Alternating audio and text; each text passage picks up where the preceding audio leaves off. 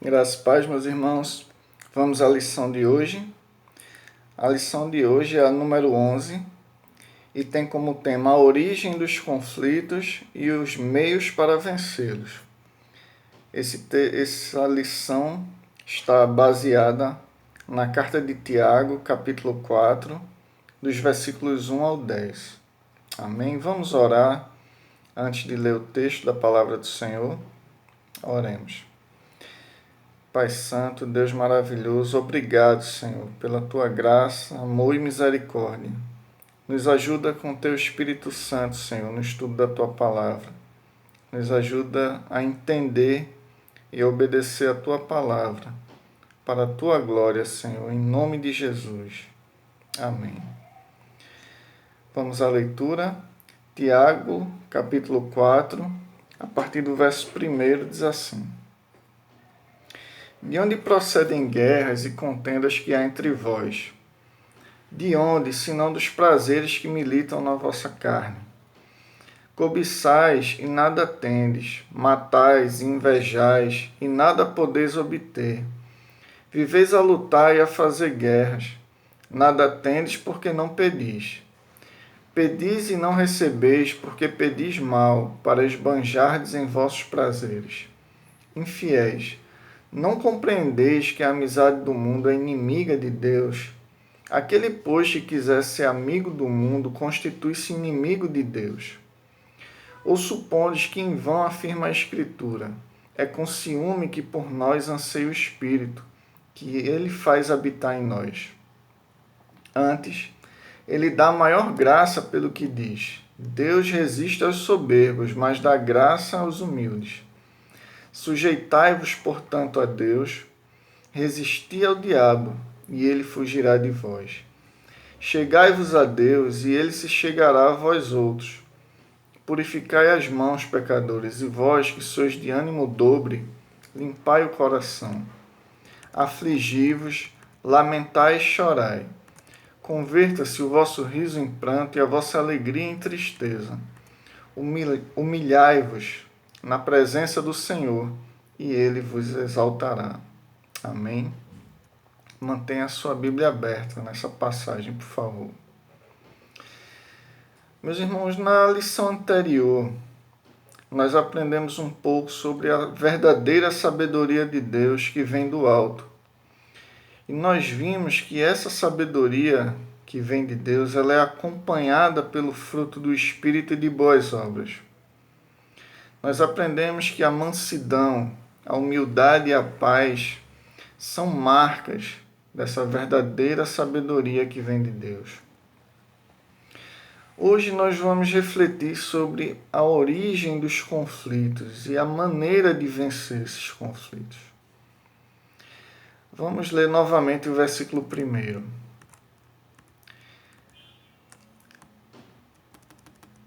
De onde procedem guerras e contendas que há entre vós? De onde, senão dos prazeres que militam na vossa carne?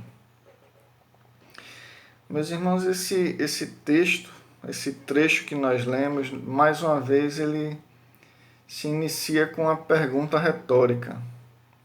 Não é? De onde procedem guerras e contendas, senão dos prazeres que militam na vossa carne? Tiago, ele na verdade, em forma de pergunta, ele está fazendo uma afirmação. Ele diz: de que outro lugar poderia vir o pecado? Poderiam vir as guerras, as contendas, se não fosse da vossa carne, se não fosse das paixões, do pecado que habita em vós? E essa pergunta, ela está relacionada às guerras e contendas que existem entre os irmãos.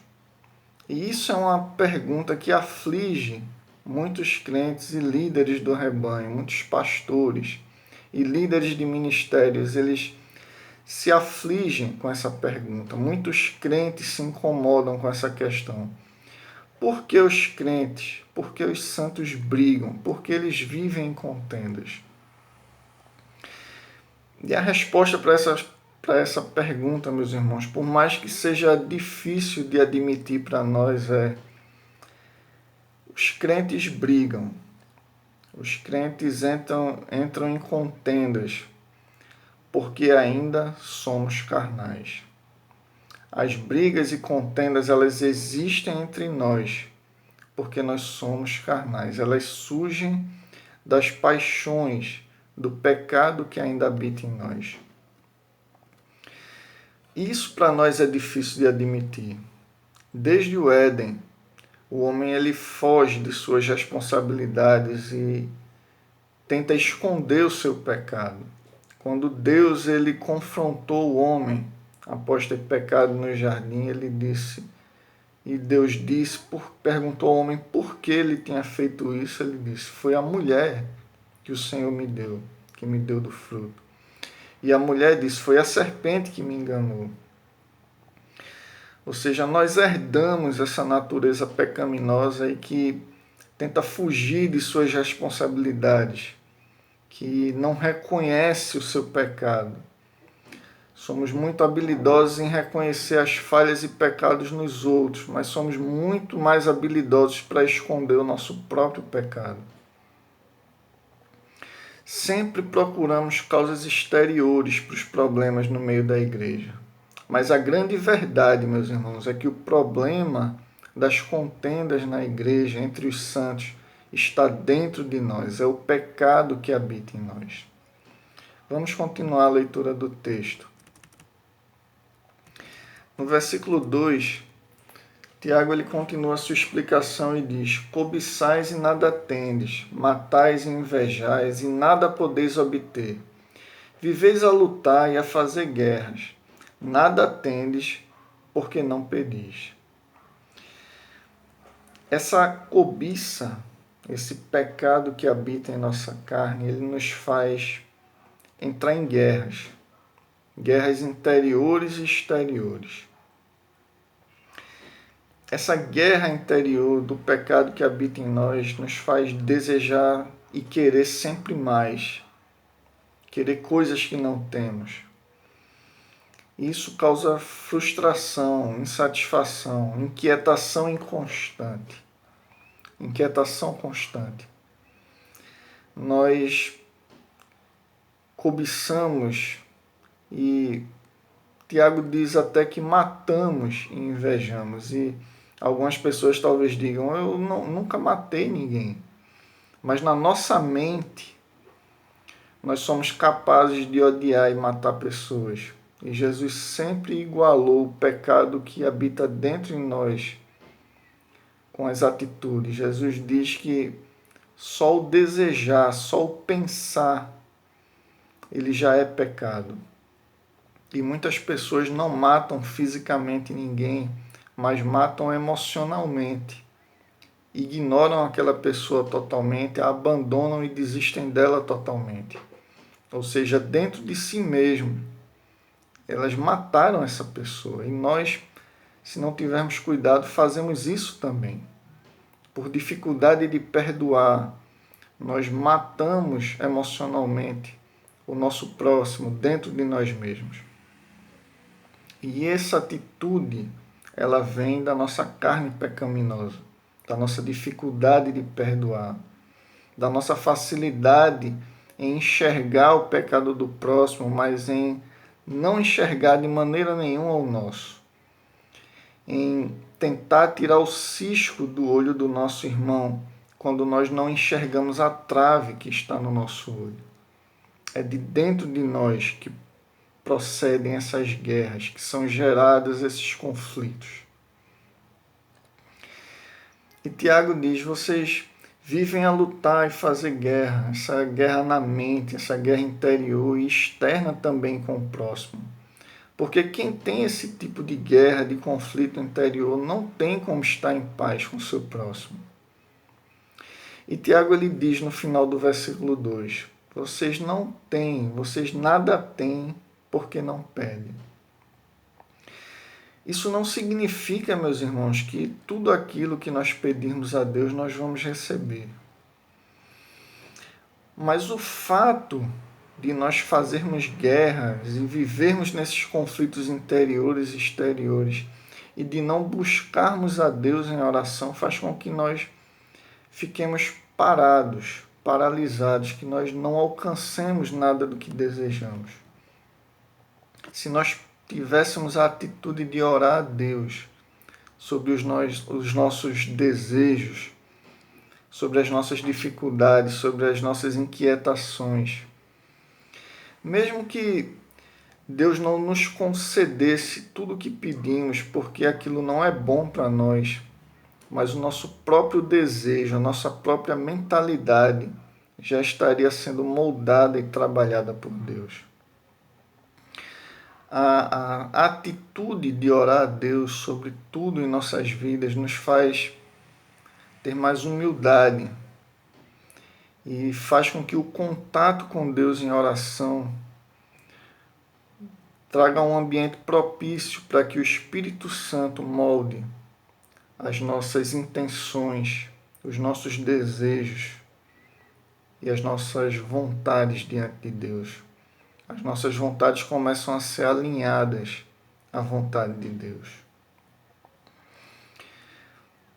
Orar a Deus com certeza nos ajudará, nos guiará a um entendimento melhor sobre as nossas próprias orações, sobre os nossos próprios desejos interiores que nos levaram a fazer essas orações.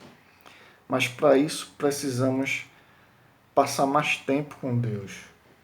Precisamos amadurecer nossos momentos de oração com Deus. É nesses momentos em que Deus trabalha as nossas questões interiores, em que Deus nos revela quem somos. Deus já sabe o que nós queremos. Deus já sabe quem somos. Mas nas orações temos a oportunidade de que Deus nos mostre quem nós somos, de que Deus nos mostre o que realmente está no nosso coração. E é por falta de oração que nós não alcançamos aquilo que realmente precisamos. Vamos continuar a leitura no versículo 3.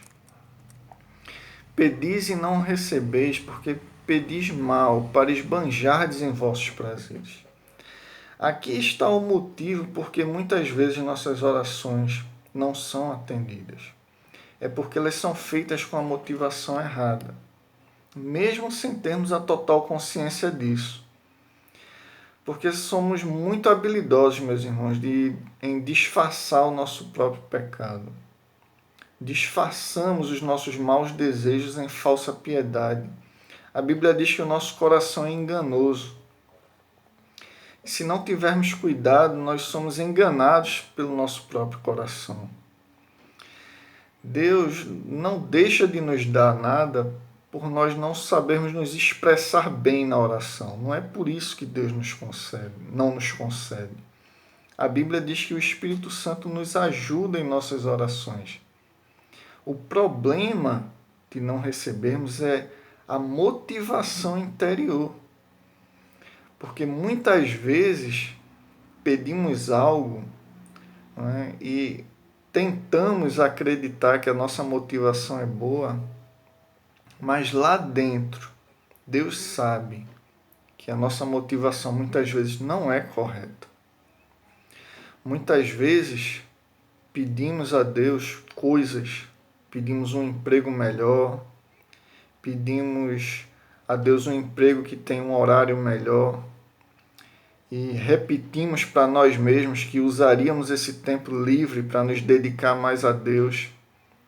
Mas muitas vezes a primeira coisa que fazemos quando Deus nos dá um emprego melhor, nos dá mais tempo livre, é preencher com esse tempo com outras atividades.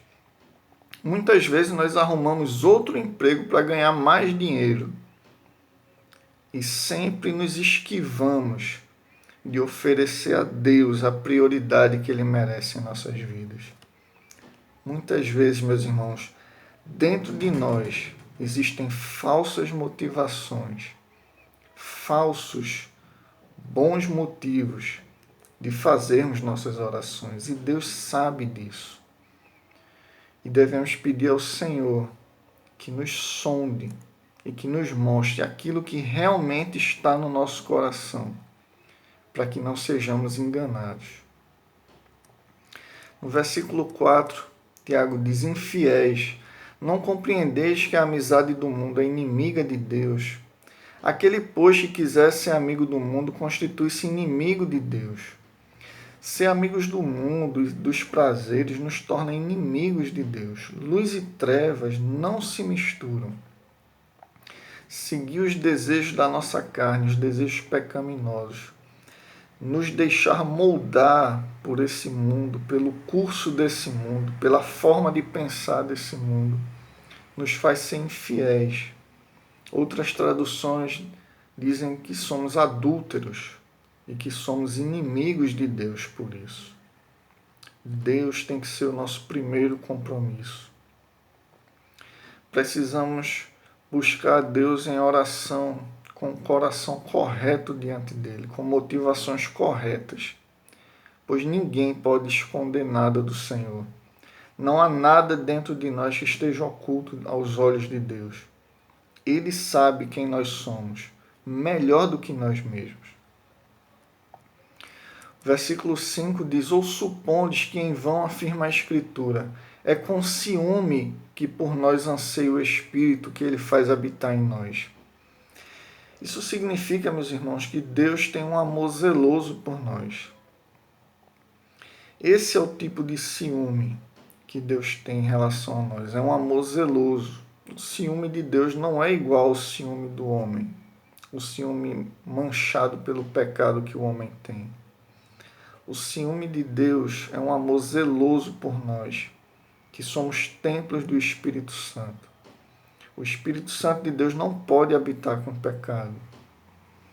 E isso faz com que o Espírito de Deus arda em amor zeloso por nós e que ele faça o que for necessário para nos colocar no caminho correto, para nos mostrar que dentro de nós existem motivações erradas e nos levar ao centro da vontade de Deus, às motivações corretas e ao desejo correto diante de Deus.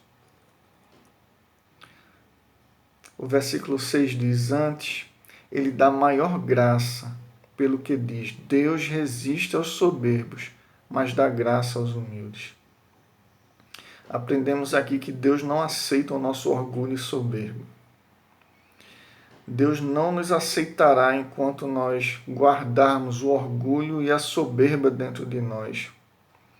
Por mais que tentemos disfarçar isso, colocando a culpa nos outros, dizendo que a culpa é das circunstâncias, ou a culpa é do irmão, ou a culpa é de um familiar, do seu cônjuge. Enquanto nós guardarmos o nosso orgulho e arrogância, Deus não nos aceitará. Deus resiste aos orgulhosos e soberbos. Mas se nos humilharmos, se reconhecermos os nossos pecados e deixarmos, receberemos a graça de Deus, o favor imerecido de Deus, a bondade de Deus, que nos perdoa e nos recebe de volta. Ele nos transformará, mas para isso precisamos vencer essa guerra interior contra a carne, contra o orgulho e o pecado. O versículo 7 diz: sujeitai-vos, portanto, a Deus, mas resisti ao diabo e ele fugirá de vós. Enquanto guardarmos, meus irmãos, esse orgulho e arrogância no nosso coração, nós vamos estar fazendo o contrário disso aqui. Enquanto formos orgulhosos, enquanto não reconhecermos nosso pecado, ao invés de nos sujeitar a Deus, nós vamos estar resistindo a Deus, resistindo ao Espírito Santo de Deus. Enquanto formos orgulhosos, estaremos nos sujeitando ao diabo. Mas quando obedecermos a palavra que diz aqui, sujeitai-vos a Deus, reconheçamos o nosso pecado diante de Deus, aí sim poderemos resistir ao diabo, resistir à tentação que há dentro de nós e fora de nós. E o diabo fugirá de nós por causa da presença de Deus que estará em nós. O versículo 8 diz: chegai-vos a Deus e ele se chegará a vós outros. Purificai as mãos, pecadores, e vós que sois de ânimo dobre, limpai o coração. Se nos chegarmos a Deus, meus irmãos, se abandonarmos o nosso orgulho e arrogância, se reconhecermos nossos pecados e nos submetermos a Deus, Ele se chegará a nós. Ele nos dará a sua graça. Ele nos transformará e nos dará a sua presença, o seu Espírito Santo dentro de nós. Mas isso só se nos arrependermos sinceramente, se purificarmos nossas mãos, se abandonarmos o pecado, se rejeitarmos o ânimo dobre, ou seja, a mente dividida. Isso aqui, ânimo dobre, é quando nós estamos com a mente dividida, divididos entre Deus e o mundo, querendo seguir a Deus, mas querendo desfrutar do pecado que o mundo oferece, cocheando entre Deus e o mundo. Que o Senhor nos ajude, meus irmãos, que limpemos o nosso coração, que de uma vez por todas nos decidamos pelo Senhor, que abandonemos nossas paixões pecaminosas e Ele se chegará a nós. Ele nos dará a sua graça, o seu perdão. Deus é misericordioso, meus irmãos. Não há limite para o perdão e a misericórdia de Deus. Não há lugar tão longe que possamos ir, que Ele não possa mais nos alcançar. Mas precisamos nos humilhar diante de Deus e reconhecer o pecado que habita em nós. No versículo 9 ele diz: afligi-vos, lamentai e chorai, converta-se o vosso riso em pranto e a vossa alegria em tristeza.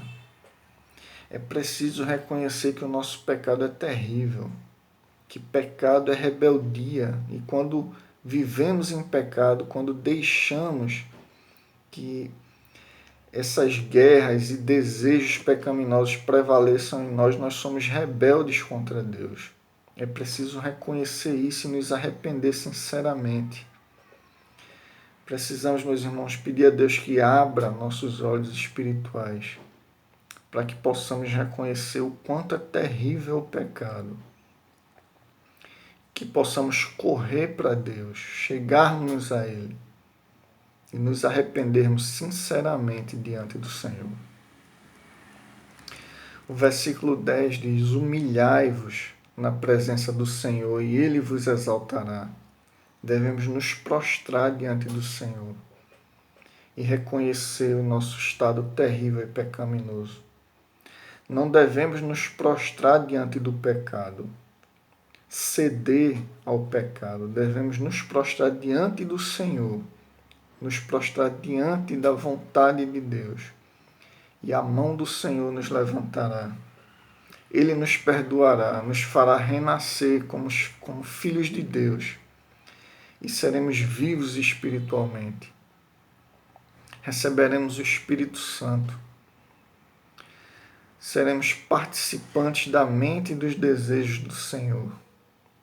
E embora ainda tenhamos lutas e conflitos nesse mundo, receberemos a verdadeira paz e encontraremos nosso lugar de descanso aos pés do Senhor. E o que podemos concluir, meus irmãos, com o que estudamos hoje? Nós aprendemos que, por mais difícil que seja reconhecer, o pecado ele está dentro de nós. As guerras interiores e exteriores, as contendas entre os irmãos, elas acontecem por causa do pecado que habita dentro de nós. E se esse pecado não for vencido, isso nos levará a viver em guerras, tanto interiormente quanto exteriormente. Aprendemos que a única maneira de acabar com essas guerras e contendas dentro de nós e contra nossos irmãos é reconhecendo esse pecado e nos arrependendo sinceramente diante de Deus, é nos humilhando diante do Senhor. O caminho para a liberdade, meus irmãos, está em reconhecermos nosso pecado, nos arrependermos e nos submetermos humildemente a Deus. Precisamos entender que a verdadeira guerra a ser vencida está dentro de nós, é o pecado que habita em nós. Essa é a maior guerra que tem para ser vencida. Mas, meus irmãos, quando nós verdadeiramente reconhecermos isso, nos submetermos a Deus, quando a guerra contra o pecado que habita em nós for finalmente vencida, quando o velho homem for de uma vez por todas pregado na cruz, nós vamos entender que as guerras exteriores já foram vencidas por Cristo na cruz. Jesus disse: eu venci o mundo. E aí sim, desfrutaremos da paz que excede a todo entendimento. Quando a guerra contra o pecado que habita em nós for vencida, aí sim poderemos abrir nossos olhos espirituais e enxergar que todas as outras guerras que ainda existem no mundo já estão vencidas pelo Senhor. Meus irmãos, que o Senhor abra nossos olhos espirituais, nos ajude a vencer essa guerra interior contra o pecado. Que o velho homem morra de uma vez por todas. Que paremos de cochear, de ter a mente dividida entre Deus e o mundo, para que possamos enxergar a gravidade do nosso pecado, que possamos nos arrepender sinceramente diante de Deus. E assim sim, seremos vencedores com o Senhor, seremos mais que vencedores.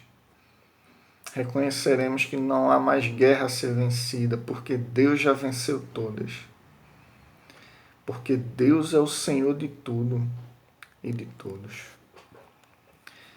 Um forte abraço, meus irmãos, que Deus os abençoe, que o Senhor permita que vençamos com a sua graça, com o seu Espírito Santo, a guerra interior contra o pecado de uma vez por todas.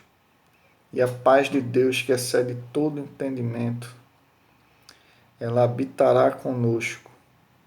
E aí sim poderemos também viver em paz com os nossos irmãos. Que Deus os abençoe, meus irmãos. Fiquem na paz e até a próxima. Amém.